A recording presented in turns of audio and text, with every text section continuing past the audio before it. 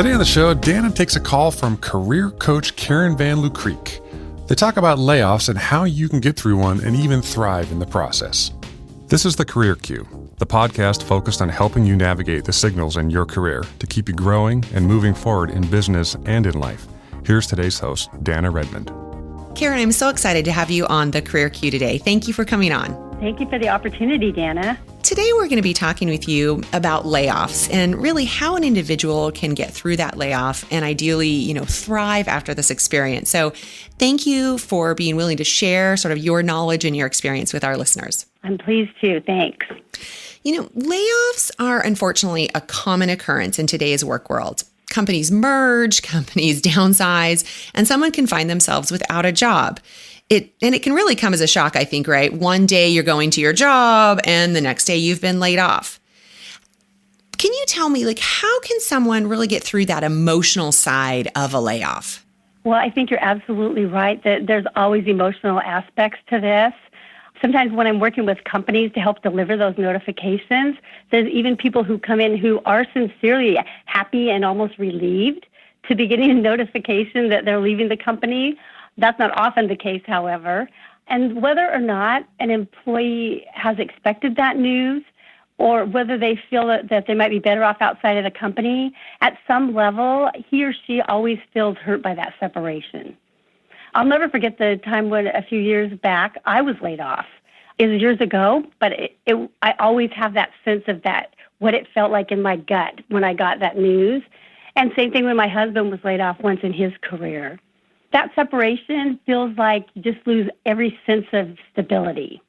And even in that moment, doesn't always last, and hopefully we hope that people can regain confidence sooner than later. But at that moment, it really feels like there's been a disrespect to some degree. Mm-hmm. People feel often that anything they've accomplished is just out the window. It minimizes everything that they've worked hard for. So it really does have a huge effect on people. And I have found that the more time that people have been in an organization, the deeper the commitment that they've had to that company or to their role, it often has a greater impact on them. It takes sometimes longer to recover from it. But I think understanding that there's just a natural process that people go through and learning how to cope with this is important so that people don't feel isolated or that they're alone in feeling this way. And then just recognizing that it's going to be important to see what are the ways that they can handle that emotional side of the layoff. There's the uncertainty, there's the loss of control, and then there's the stress that comes with all of that. So I think, being able to deal and cope with that uncertainty, if people can start remembering all that they've accomplished, the experiences that they've had, and start building an inventory of that, that kind of helps them start feeling like they're getting back in charge of things. With regards to gaining the control, I think first things first, people really have to sit down, as much as they often dread it, and get their head around their financial situation, because that gives them a better sense of how much time do I have to do this, how imminent is it that I have to get out there and search immediately. And then to be able to develop a plan of action really does give people control back. It means no longer do they feel like the victim, but now they're in control of their own destiny again, and that really is empowering. I think dealing with the stress of this, people have different avenues that work for them. Certainly physical exercise is a positive outlet to deal with the stress. But I would suggest to clients that every day they try to build at least a little bit of time into finding the opportunity to bring joy back into their lives. In some cases, it's people just getting lost in a good book. In other cases, it's just escaping reality and going to the movies. Whatever it is, I think it's important that people find little ways to have joy every day to help minimize that stress and get their head out of the job search. And then just learning how to rely on people. This is a time where it's not important to be independent.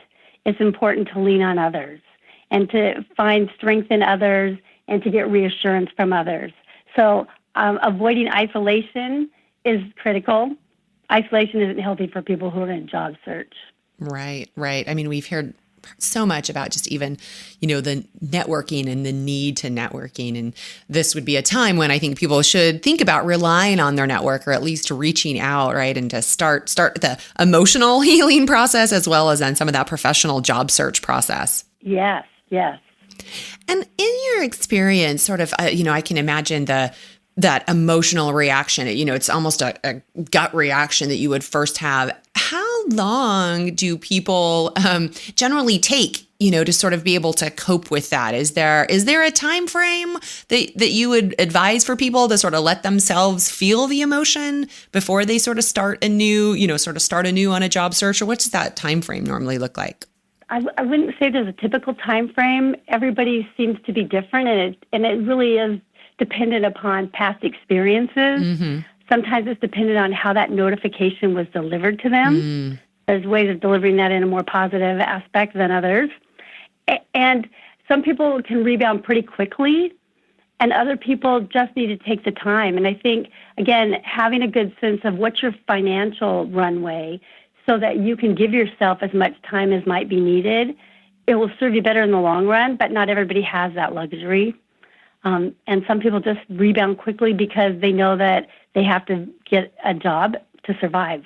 They have mortgages to pay. So they're able to get their heads around it sooner than later. But it doesn't mean that they necessarily get the opportunity to be quite as intentional maybe about identifying what they really want to do. Sometimes they have to just go for the low-hanging fruit and kind of maintain the status quo of the roles they have been in the past. Got it. Well, if someone has just received a layoff notice, what would be your, sort of advice for them to think about first thing? I think first thing, and I'm taking it out of the emotional aspects now, but first thing is just kind of take care of those loose ends as they're leaving. If they have personal information on a work computer, it'd be important to capture that so they don't lose it. I hear that all the time from people. I just didn't stop to think about what I took for granted before, and I lost a whole lot of important personal information that I left on a computer. So that's important. Saying goodbyes. There are some companies that at the time of notification will actually just say, somebody's packing your desk as we speak. We're going to escort you out of the building. That's really difficult for people. Mm-hmm. Having the opportunity at least to say some goodbyes starts bringing closure. And so I advise that. Sometimes people aren't emotionally in a place where they're ready to do that, and that's okay, but I think that they need to make sure to circle back and do that as soon as they feel comfortable in doing so. You would want to take copies of your personal performances so that you have that record of your work, so that you have the reminder of the accomplishments and even some of those metrics that will be useful when you start selling yourself. And any contact information from your colleagues and the people that you've worked with so that you're able to stay in touch. And then again, to maintain that network that could be so important for you in your job search. And then certainly people don't want to burn bridges.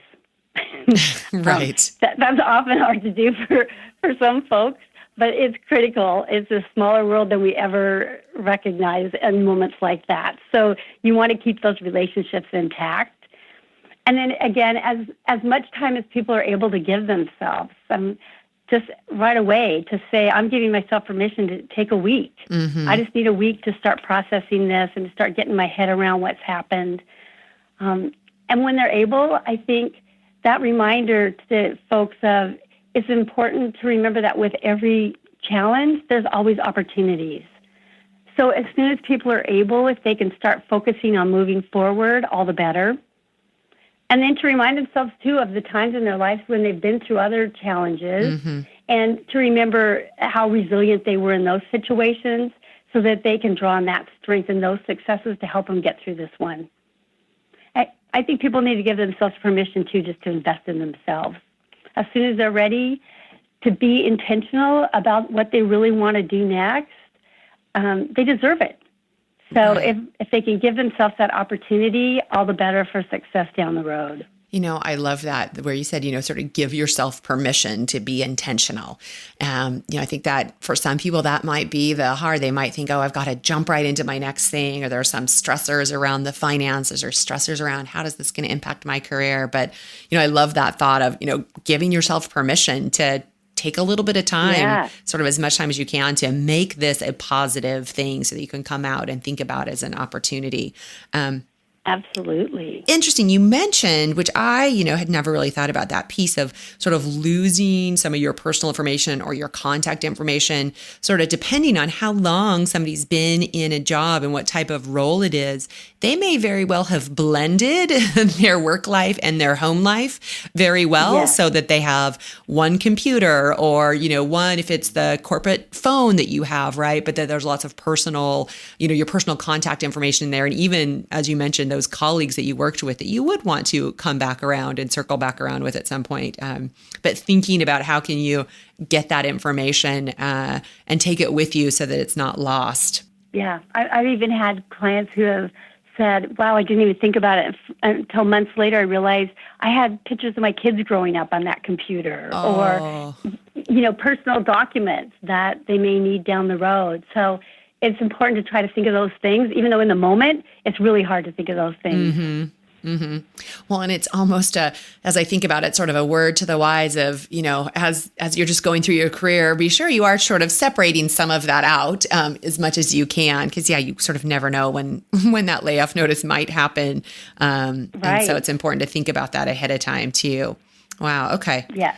So, what would you say about the sort of the operational aspects of a layoff or the corporate aspects like severance packages or continued health insurance? How can someone go about finding out what their company is offering and or really negotiating for something if there isn't much offered up front? Sure. I think if people are hearing rumors, often there's that long anticipation stage because there's rumors floating around in an organization and concerns. I think that's the time to be proactive and start looking into things like check out the employee manual. Is there information there about what the company typically offers? Are there policies around layoffs so that people can anticipate what that might look like? And that can help set them up for, well, they still have a clearer head. Maybe I need to negotiate some things. I think it is important to also remember that companies are under no obligation whatsoever to provide a severance package or continue health insurance. And in fact, most don't. But in those cases where a person is fortunate that they get to receive a generous package like that, typically HR does a pretty good job of outlining all those details and they present those at the time of notification. If they don't, then I think I always advise people, check and ask for that to be put in writing to you. Because it's difficult to process information during those notification conversations. And so people often get caught off guard, they're just emotionally charged, and they're not able to remember the details or to even ask the right questions. So having it in writing and to learn who can I circle back to. Once I'm out these doors, if I have questions about that, who would be my contact for that? So that you always have that opportunity to check back in and get things straightened out. If there's negotiations that could happen, and I always believe it's worth asking, you never know until you ask. Then I think, again, learn as much as you can about historically what has a company done. If there's people that went through a RIF earlier in time, you might check in with them to see if they received some kind of severance so that you have that to leverage. You can point out the company has set precedents, and would they be willing to honor that for you? But I think you have to go into it knowing that there is no obligation on the part of companies. So you can't be disappointed or even more upset if it doesn't happen for you. Right. Yeah, that's an interesting that, they really are under no obligation. But especially if there has been some precedent set and you can know that and sort of try to negotiate something, then any kind of a severance package really just takes some of that financial burden or questions, the immediate pieces off of you for a little bit that can then give you that time, right, that we talked about, to give yourself some permission and time just to be able to, be intentional about your, what you want to do next. Yes, and I've even had clients who maybe didn't necessarily need it from a financial standpoint, but from an emotional standpoint, it still made them feel better as they walked out the door, that the company was acknowledging what they had contributed over the years, and having that little victory made a big difference for some folks. Right. I can imagine. So, do you have advice for people? Like, what would you say are the next steps for someone before they start their job search for a new job after a layoff? I'm really glad that you brought that up, Danna, because I think it's so important to take the time again to get your ducks in a row before you get yourself out there. And there's a huge list of things that I would recommend. Let's hear them. Again, as to be as intentional as you can. So, first and foremost, just define your professional objective. Take the time to really step back and assess, where am I in my life? What are my current values? What's going to be meaningful to me in the work that I do next? So that you've really defined a professional objective that's going to both bring you fulfillment, and usually those things that we care about the most are also those places where we're going to be most successful.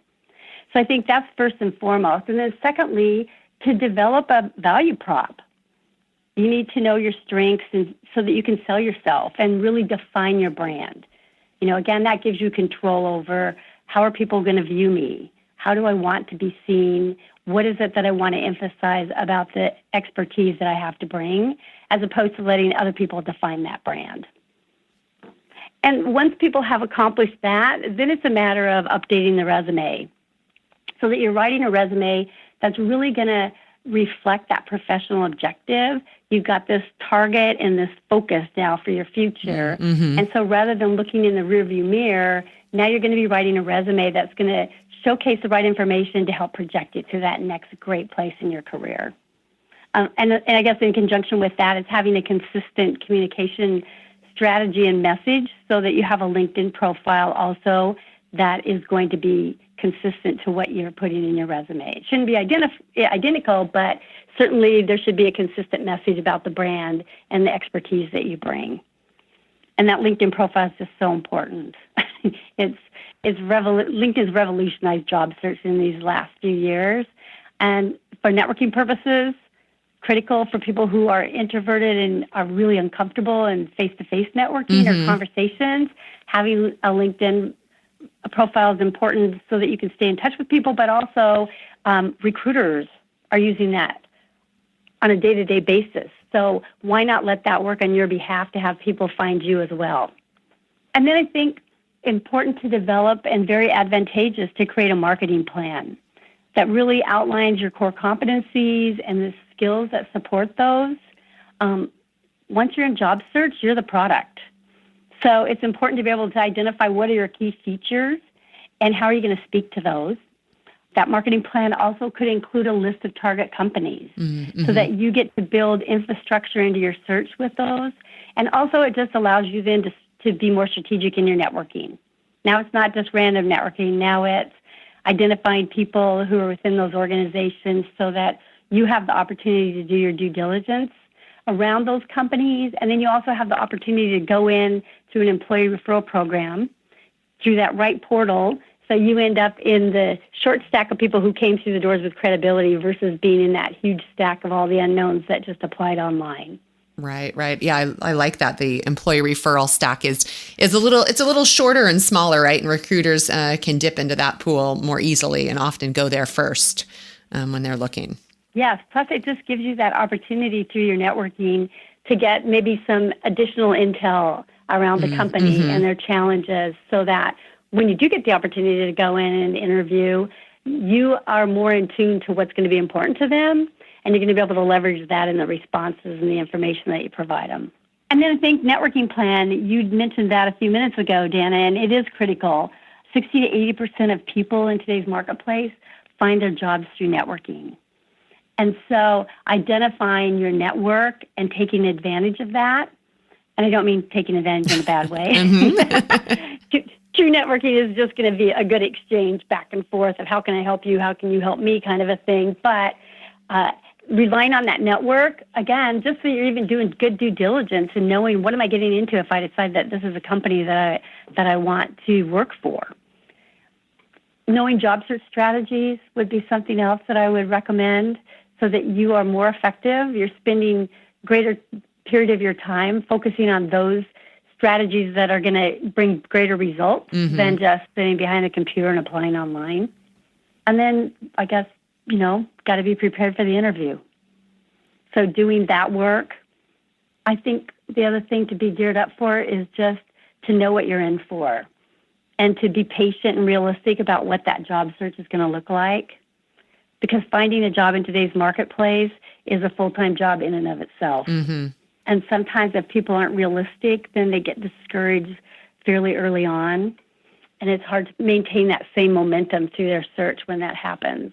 I guess the other thing I would recommend is that if people feel like they haven't done this for a long period of time, or they're confused about where to find some of the best resources and best practices, they might look into finding a career coach, just so that they have those and they have somebody who can provide support and accountability through the process. Right. I mean, that is an interesting, that last point about, finding a career coach or some kind of a coach that can help you through this. I think, especially if people haven't had to look for a job in a while, some of this might be more all new, or if they've been in the same company and were able to move around, they really were relying more on an internal network than like an external network, and understanding, oh no, I've got to sort of brush up on my external network and, get those contacts back going.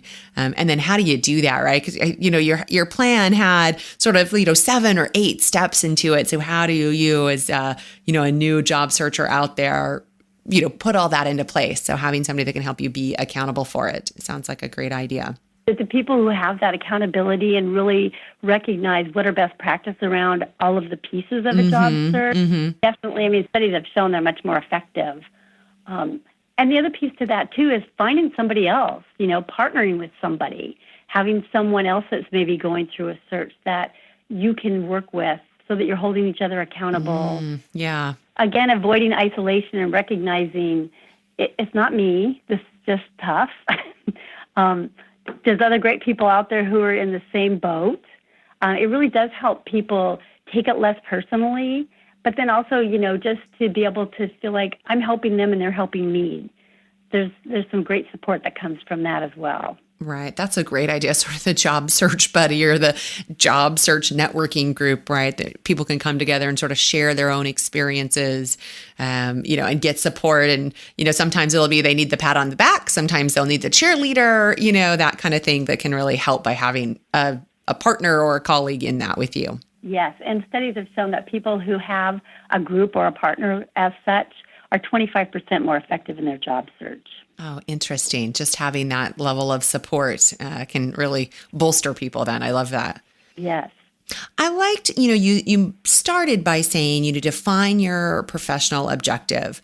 Can you talk to me a little bit more about that? How does somebody go about, maybe they've been successful in their career, but it's gotten to be more of a job, and maybe they're looking for a change at this point. Like, how does that go about? How can that work for somebody, or have you seen that work for people?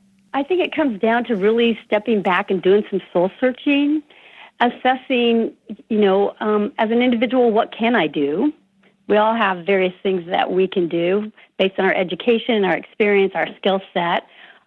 What am I willing to do? And sometimes that's the easiest piece for people to identify as, well, I don't ever want to do that again or that again. So take that off the list. And also identifying what is the right culture for me? What's the right fit? What type of management style do I react to best? And then doing the research to find it. Kind of where those come together, those 3 primary pieces, often defines for people what that next professional objective is. And part of that process sometimes can mean that you have to identify what are your skill gaps and what do you need to do to fill those so that you can make yourself more marketable and being recognized, and then rebranding yourself to it so that people don't see you stuck in that same box, because people will tend to do that. That's who they've always known you to be. But being able to sell yourself and talk to, here's the aspects of what I bring now and where I know that I can be most impactful for an organization, that's usually how it happens. And it's not an easy process. It can be very difficult for people, and especially if they want to make a major change, but they're not sure what that's about. Then it just really requires some research, talking to folks, finding out what are the roles that are out there that could tap the skills that I still want to utilize. And that can help them find some new opportunities. I love that. And it does take some time for them to sort of weigh out, what are they interested in? And even to the point that you mentioned, right? What do they not want to do again? What were some of those things that they, can do possibly, but don't love doing? And just getting, really clear on that as they move forward to help define that professional objective. Yeah. Sometimes the gift that comes to people through this process is the opportunity to really step back and reset. Mm-hmm. I sometimes talk about this analogy that it's kind of like a pinball machine. When we're young, we get out of school, we shoot ourselves out with that goal in mind. I know exactly where I'm going to go at the top of this board.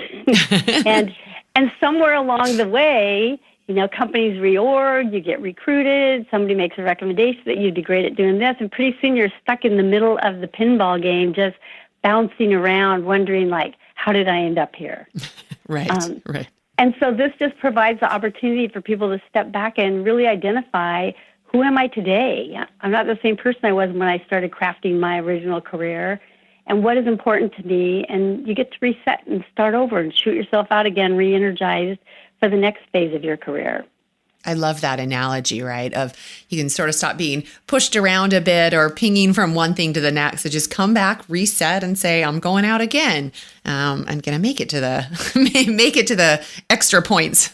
I don't know my pinball analogy. And it is empowering to get to take control of your career again. Right. I love that. Well, Karen, let's take a break. And when we come back, I want to jump into talking about the interview process after a layoff. Thanks for listening. Be sure to check out the show notes at thecareerq.com, where you can also subscribe to the podcast and sign up for our newsletter.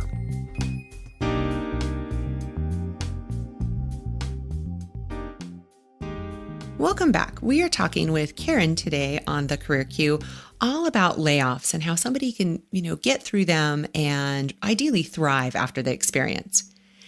Karen, I want to talk a little bit about the interview process after a layoff, and really, how can someone go about talking about the layoff or them being laid off during a job interview, and or really answer that question, why did you leave your last job, which I think always comes up in an interview. Always comes up in an interview and comes up always in networking and at the most random times. So I think it really is critical to, in advance, define for yourself, what's my exit statement? And I think the exit statement needs to be prepared and well rehearsed. I advise people, practice saying it out loud, get comfortable with it, so that nobody ever reads into it that there's some apprehension behind the scenes of what really happened.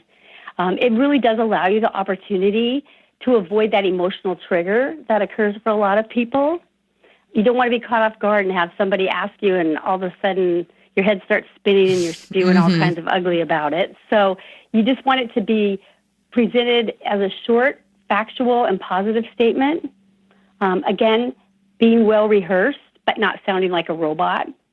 And it does allow people to control the situation and be able even to move it forward.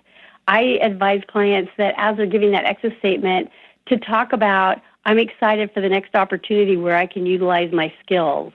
And it could be an example in a networking opportunity where you might say something to the effect of, I was excited to learn about this layoff. Now I get the opportunity to utilize my skills in such and such. In your networking, you could always say to people, I'm excited because there's some really fun companies that I'm targeting. And you can lay those out so that if people have a connection there, then they have the opportunity to provide an introduction. In an interview, it always comes up. And again, I think it gives the opportunity to put a real forward, positive face on that conversation, and also to sell yourself, because at the end of that statement, you can say, I was excited to see the opportunity with your organization. I have a great skill set that's so aligned to that, and I know I could make a great impact on your company. So again, just being able to nip it in the bud, but also to use it to sell yourself both to your network and to your potential employer. That's an interesting way to think about that, is how do you put that positive sort of opening piece, right? So you're talking about this is how, the last job ended and, the why of it or how your exit statement you talk about, but then putting that opening, you're asking for the next thing or you're, opening up your next opportunity. I like combining those two together. That's an interesting idea. It does help people see you moving forward. Mm-hmm. And there's just so much change that's going on within all kinds of industries in today's marketplace. I think easy explanations and any time that people can give a number even. For example, I was involved in a recent layoff where 700 people were impacted in our organization, or my entire team was restructured and the majority of us, our jobs were not replaced. Things like that. And in those instances where people are fortunate enough, again, to have a severance package or get some kind of outplacement services, that would be another thing, too, that puts that positive piece on it. The company gave me a fabulous severance package. They provided me outplacement services to help me move forward in my career. That also just helps shut down any thoughts that somebody might have about it being based on performance, because companies don't provide those things to people who weren't performing. Right. We started out our conversation talking about how common layoffs are. So have you had instances or seen instances where maybe somebody's been through a series of layoffs, from different jobs? And does that impact how they talk about them? Or what would you say for somebody that's maybe gone through 2 or 3 layoffs at different companies? And yes, I do see that. Fortunately, I actually had one client once who just said, nobody's going to hire me because they're going to think I'm the kiss of death because everywhere I go, it happens. And we laughed about that, but then we crafted a statement. And part of that was just around the industry that she was in, There's just a lot of changes. And again, putting the focus on the positive so that she could always point out she was still proud of the impact that she had while she was there or the additional skills that she was able to acquire in that last job. And I think that helps rectify that. Most people who are, again, themselves in tune to what's going on within their own industries will recognize that is just a part of reality. Mm-hmm. Change is happening, trends in the marketplace, customer concerns, whatever it might be that creates a business case for change within those organizations happen on a day-to-day basis. And I don't think that's going to go away. Change is the norm. But I think if you can always put that positive spin back on it, then that helps move the conversation forward. Right. And you're right. So much of it is dependent on industry, and some of it may be, the size of company somebody's targeting, that type of thing that, really can put them more in the path of possible layoffs than other careers or company choices, for sure. Yes. I've often heard from people who, once they have gotten through it, been laid off, and then sort of come out the other side, that, it really ended up being a very positive experience for them. Have you seen that with some of your own clients? Absolutely. People tend to get comfortable. They tend to get settled in with their roles or companies. And because change can be very difficult, even if we choose it, and the uncertainty can be scary, people often will stay even if they're bored, if they're unhappy, even if they're coping with a bad situation. So I often meet clients who state right at the onset of this search that being laid off was the push that they needed so they could be able to get out there and start looking for something better. Even for those people who didn't feel that way when they got notified of their layoffs, most of them will say that and they usually don't say this through the job search, it comes at the end, but even if the job search was stressful and difficult, it really, again, gave them that opportunity to be able to tap back into who they are and to really assess what they want out of their careers and their lives and feel empowered to be able to strive for that, as opposed, again, to just being at the mercy of what's happening within an organization. Most do come back and say they end up in better situations. I really think the big takeaway from all of that for most of my clients is that they feel like from here on out they're going to be much more proactive about their networking, number one, because they recognize how critical that was in their search. And they're going to be much more proactive about managing their careers, being aware of the signs that might be happening within their organization, and always just being mindful about what do I want to do next, and what do I need to do to achieve that, as opposed to getting kind of stale and settled into their roles like they maybe did in the past. Right. I mean, it's interesting, right, to think about it can help people just continue to be more proactive and more engaged in sort of their own professional development in all of that, from their networking to their skills to sort of keeping an eye on what their professional objective is. And then, that they probably wouldn't have thought of when they first got the news about being laid off, that this could be a very positive thing for them. Yes. Yeah. In most cases, people report back that they feel like it was. Wonderful. Well, Karen, thanks so much. I would love to sort of transition us into some of the traditional questions we always like to ask our guests here, just so we get to know a little bit more about you and your story. So, Karen, what was your first job? My first job was as a box girl at Safeway. I was the first box girl in my hometown that was hired as such. My big claim to fame. I love it. I mean, is there anything that you think you learned there that you still use today? Absolutely. I feel like in that role, I really learned about good customer service. As part of the role, I learned how to listen to what people want and how to deal with a variety of people and lots of different personalities. Because when you're working with the public, everybody who comes through the doors is different. And that has stayed with me. I also learned early on that my dad was right about having a strong work ethic and that having one allows you both to be recognized for such, and you get more opportunities as a result, but also just allows you to take more pride in your work. Mm-hmm. I love that, right? The strong work ethic. And especially if you are, when you're working with the public, being willing to do what it takes, right? To make the customer happy or to get your job done is so key in every role, in a first job and, in professional careers. So I love that you've been able to carry that with you. Well, it also just helped me recognize how much I loved working with people, and the variety of folks just was so intriguing to me. And to this day, I'm still, blessed to get to have that opportunity. Right. Helped open your eyes to sort of that, you being in a customer facing or public facing role.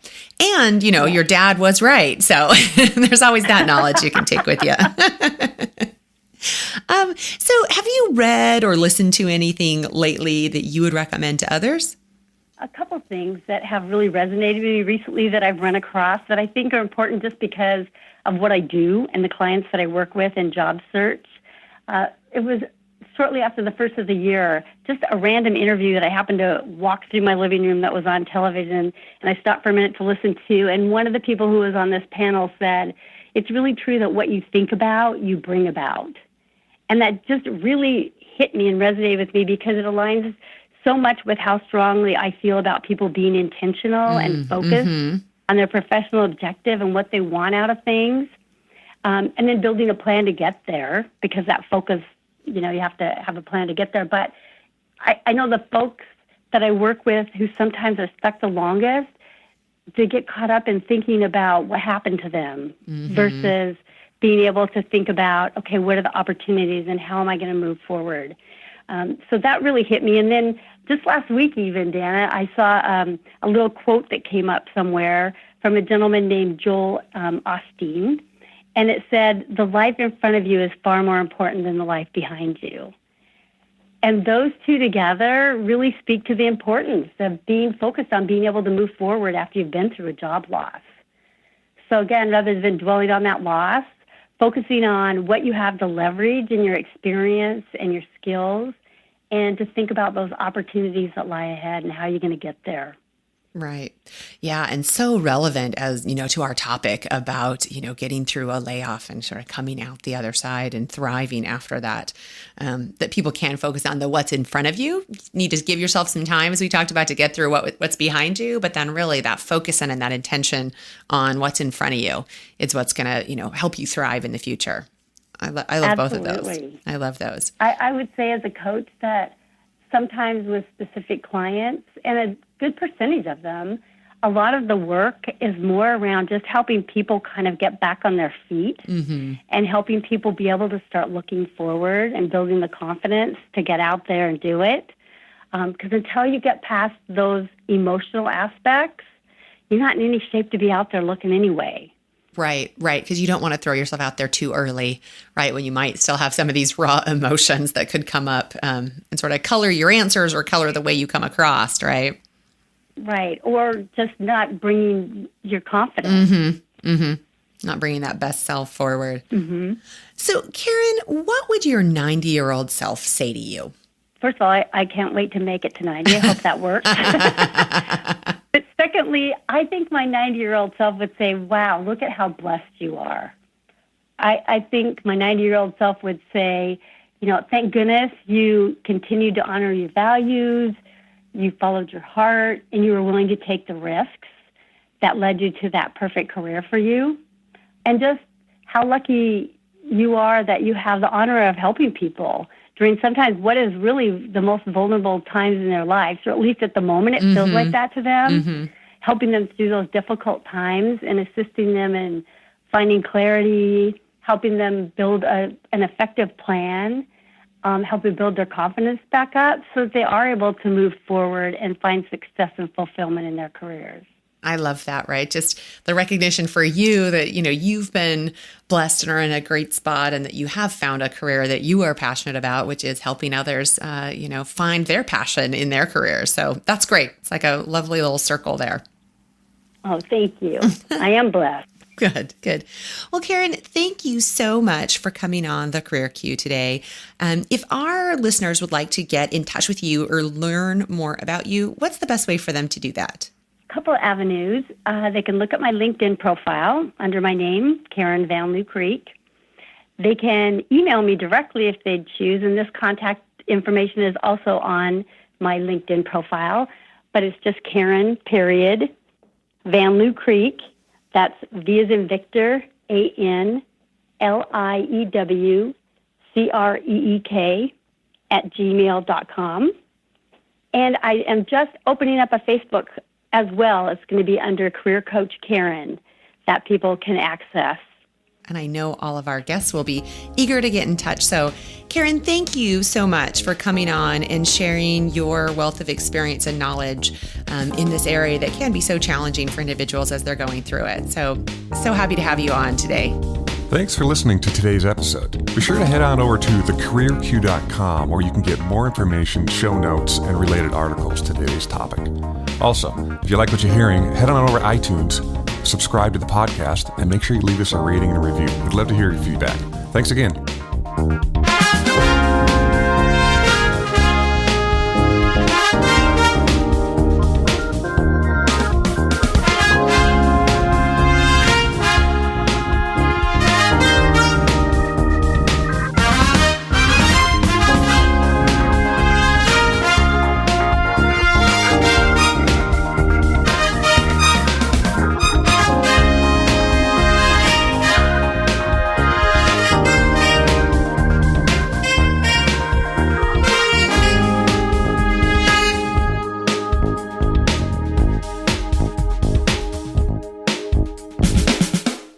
The Career Q podcast is produced by Lens Group Media and recorded at Mohair Studios in Seattle's Queen Anne neighborhood.